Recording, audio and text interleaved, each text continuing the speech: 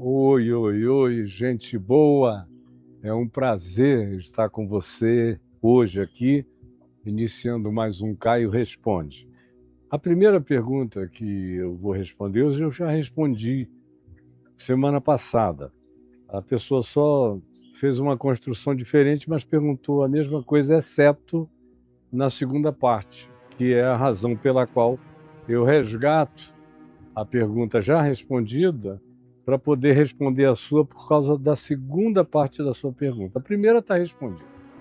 É só entrar aí no YouTube e ver o que eu respondi sobre a guarda do sábado. E não só aqui, eu venho fazendo isso milhares de vezes no meu blog caiofai.com.br. Se você escrever guarda do sábado, ixi, você vai encontrar muito texto. Os meus vídeos aqui no YouTube são mais de 24 mil. Eu já respondi centenas de vezes isso tudo, semana passada outra vez, e agora você me pergunta, o quarto mandamento, que é o de guardar o sábado, lá em Êxodo 20, precisa se guardar? Se não guardar, estarei pecando? Isso eu já respondi, que Jesus anulou isso. E foi uma das coisas pelas quais mais perseguiram a Jesus, é porque ele tratava com o sábado com absoluta naturalidade e fazia no sábado o que ele fazia em todos os outros dias. E isso deixava a religiosidade judaica absolutamente enlouquecida de ódio contra ele. É um dos pontos centrais, pivotais de conflito entre Jesus e a religião judaica nos 4 evangelhos, é justamente essa desobediência à expressão estruturada, protocologizada e toda cheia de formalismos e leis e regulamentações e proibições relativas à observância do sábado, que Jesus chegou, rasgou, jogou fora e fez o que quis. Pois bem, o quarto mandamento já era, como todos os outros. Quem ama está livre para viver todo dia como dia santo. É só o cara que é religioso, mas não carrega a espiritualidade do Evangelho, nem de Jesus, nem do amor, é que precisa de um dia para dizer, olha, Deus, estou observando esse dia. Mas Deus lá está preocupado com isso. Jesus resumiu tudo numa única frase, pois o homem não foi criado para o sábado, e sim o sábado criado para o homem. E uma vez que você entenda isso, o resto é pateticidade. Mas a segunda parte da pergunta diz: comer carne suína é pecado, ou frutos do mar e peixes sem escama, conforme diz lá na dieta de Moisés, na mesma lei do quarto mandamento, na mesma lei dos demais mandamentos, tem essas legislações dietéticas do alimento santo e do alimento impuro. E Jesus, se você lê em Marcos 7, só para não citar um monte de outros textos e de situações, em Marcos 7, a conclusão é: e assim dizendo, Jesus concluiu limpos e puros todos os alimentos, todos. O apóstolo Paulo repete a mesma coisa, dizendo, pois todas as coisas são puras para os puros, recebidas com ações de graças, todas as coisas são santificadas, todas significando tudo. E para quem ainda tiver uma duvidazinha boba, é só abrir em Atos dos Apóstolos, no capítulo 10, e ver aquela situação na casa de Simão o Curtidor, na beira-mar, em Jope, lá onde hoje é Tel Aviv. E como Pedro estava ali na casa daquele Simão, trabalhava com curtição de couros e roupas e odres e uma quantidade enorme de outras coisas, e era um cristão, discípulo, que estava seguindo a Jesus. E Pedro se hospedou na casa dele. E enquanto preparavam a comida para Pedro, ele foi até o alpendre da casa e ficou lá num estado de meditação e entrou num êxtase.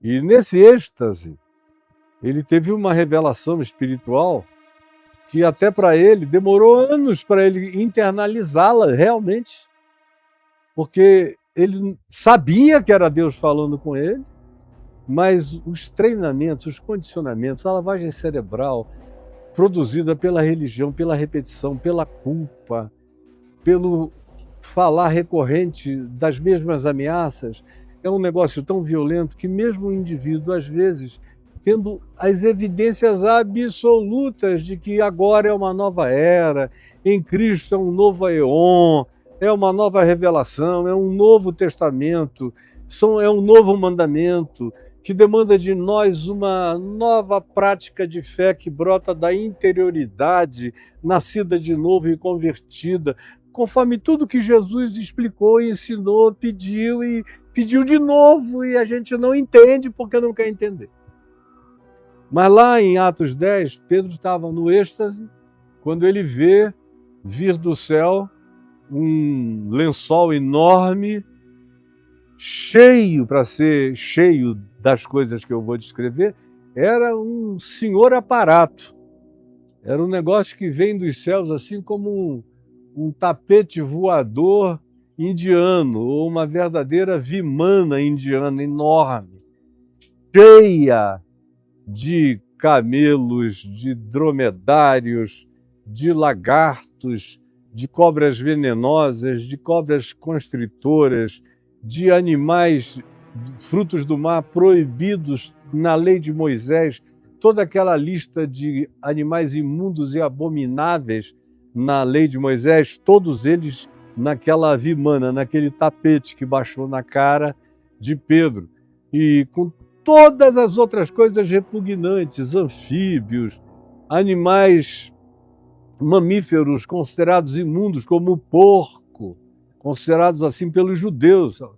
As outras culturas todas comiam porco, sabiam que era uma carne muito gostosa e eles não faziam essa autopunição a eles próprios. E hoje se sabe que a carne de porco é muito melhor, mais limpa e mais saudável do que a maioria das outras carnes, que inclusive os judeus consomem como sendo alimento puro. Mas, cientificamente falando, hoje a gente sabe que o porco é até melhor.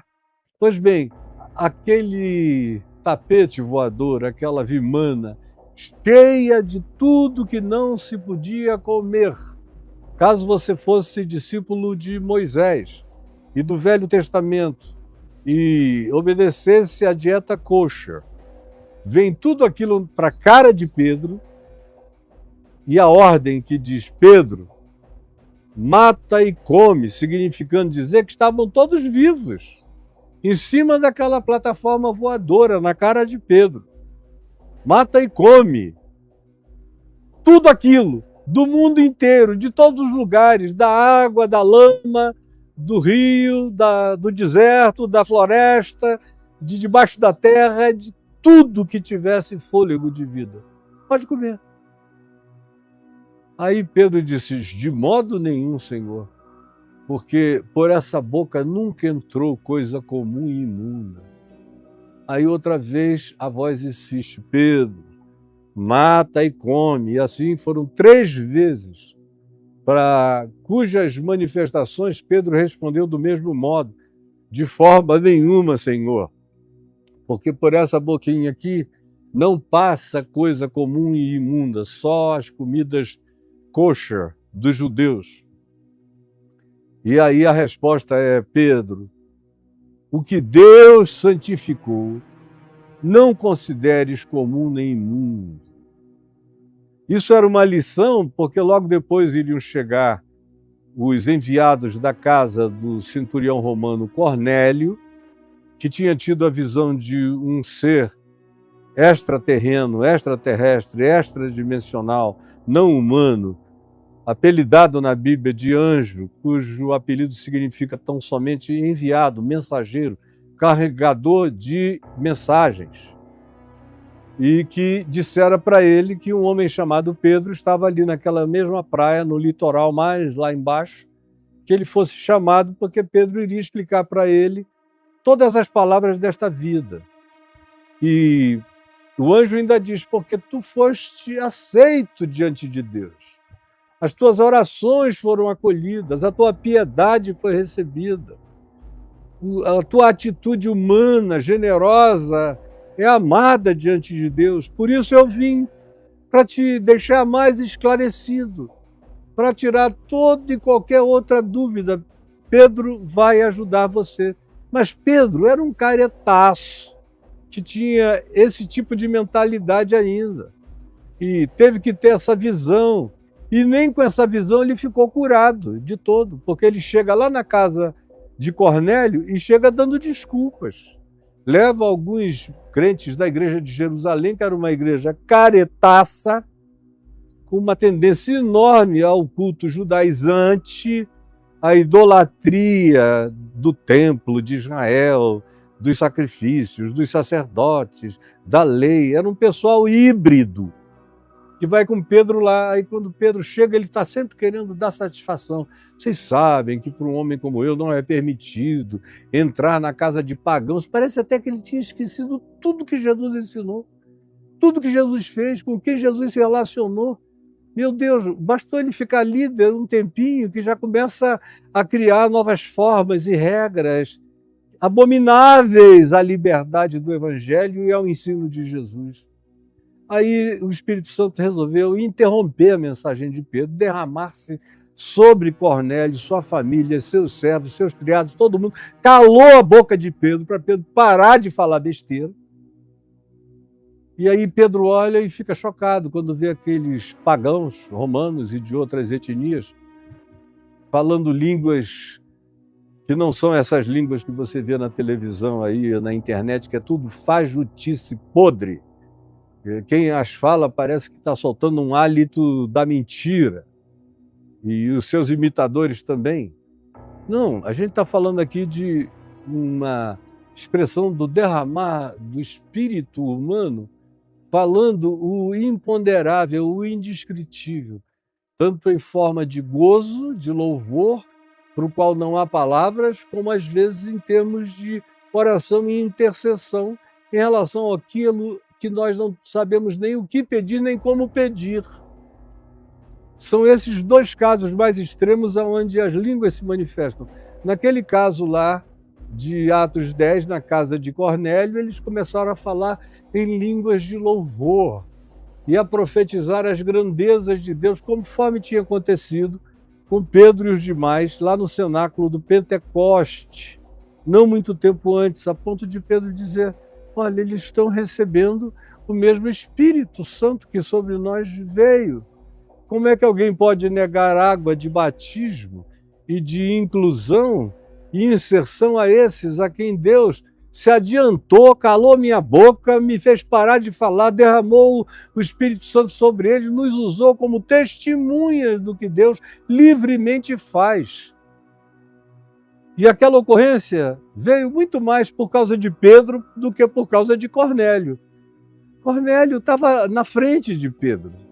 Não era judeu, mas se sentia infinitamente mais de Deus do que Pedro judeu. E essas são ironias que a gente vê o tempo todo na vida, na Bíblia, em Atos, em vários lugares, na existência à nossa volta. E Pedro não ficou curado nem com isto. Anos depois, ele encontra com Paulo na Galácia, e juntamente com Paulo estava Barnabé. Pedro chega, aí vê Paulo ali, vivendo como Paulo vivia livremente entre os gentios, comia de tudo, bebia de tudo, dava graças por tudo, se relacionava com tudo e com todos, sem nenhuma dieta de natureza kosher, ou judaica, observâncias da lei, liberdade. A única coisa que ele observava era a prática do amor, que não transgride, que sabe lidar com tudo, que mantém o que é conveniente, necessário, adequado, prudente e que respeita o nível de consciência de cada um, mas não se intimida quanto a provocar as pessoas a compreenderem melhor o que Jesus já fez, realizou, já consumou e acerca do qual ele já gritou: está consumado, tetelestai. Há um fim posto em tudo isso, como Paulo teria já antes dito aos Colossenses sobre o escrito de dívida que havia contra nós e que constava de ordenanças, o qual Cristo removeu inteiramente, encravando na cruz e rasgando todo aquele escrito de dívida e de acusação contra nós. e nos libertando da culpa decorrente dessas e de outras milhares de observâncias que morreram na cruz com Jesus, para que ficássemos livres, para vivermos em novidade de vida e em paz, servindo a Deus em obediência, pela fé que atua mediante a plataforma do amor e da expressão das obras do amor nas relações da vida. Pois bem, respondendo sua pergunta, isso tudo aqui já acabou, filho. Agora, você ainda é uma pessoinha lá do Velho Testamento, que frequenta uma igreja do Velho Testamento, que tem um pastor que só vale em Velho Testamento, que não ensinou vocês o que Jesus já fez, já liquidou, já resolveu, já consumou, já rasgou. Eu passei esses últimos 53, vai fazer 54 anos da minha vida ministerial, entre outras coisas, explicando, repetindo quaquilhões de vezes isso, mas eu penso que as pessoas entenderam para passar para outras. Chega sempre uma nova geração absolutamente analfabeta de espiritualidade, do evangelho e de tudo, porque as igrejas desalfabetizam o evangelho de Cristo no coração daqueles que a frequentam e colocam o cara para tentar ler petróglifos de Moisés lá no interior das cavernas, na época da obscuridade, vendo as sombras da caverna de Platão, da qual nós já ficamos livres em Cristo Jesus para vermos tudo em plena luz. Então, eu espero que você tenha entendido e guardado no seu coração essa palavra que eu digo aqui mais uma vez. E eu vou parar nesse momento, depois, quando a gente seguir, eu